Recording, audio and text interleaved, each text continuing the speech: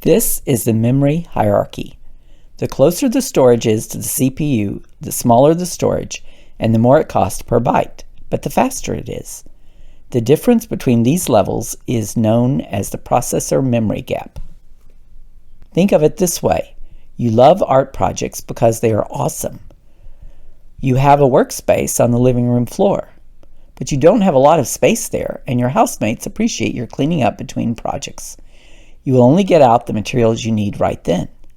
These are much faster to get than going to your room to get something. This represents the top of the hierarchy. This represents regs and caches. You have some supplies in your room. It takes a few minutes to retrieve, but it's still fairly easy, and you don't have to clean up after. This represents main memory and L5. You have a lot of materials in your storage unit across town.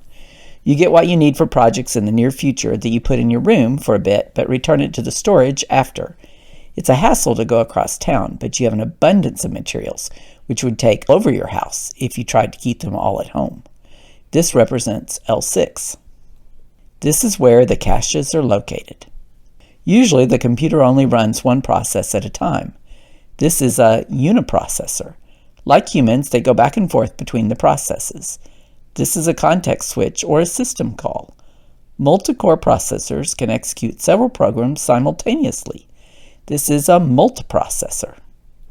Concurrency and parallelism have 3 levels of abstraction. Thread-level concurrency is where there are multiple threads. This can happen on a uniprocessor or a multi-core processor. Simultaneous multithreading or hyperthreading lets a single CPU do multiple flows of control. Part of this is because it makes multiple copies of some parts while having only one of others. This also has to do with the CPU better deciding where to put its focus instead. Instruction-level parallelism is when the processor can execute multiple instructions at a time, and in some cases that can mean 100 instructions, so a lot.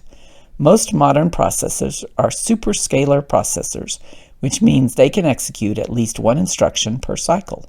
I should note that these cycles happen very, very fast. Single instruction, multiple data, SIMD, parallelism, is hardware that allows a single instruction to cause multiple operations to happen at the same time. These are mostly used for videos and things like that. Virtual memory is a fun thing. Is that like when you virtually kill someone?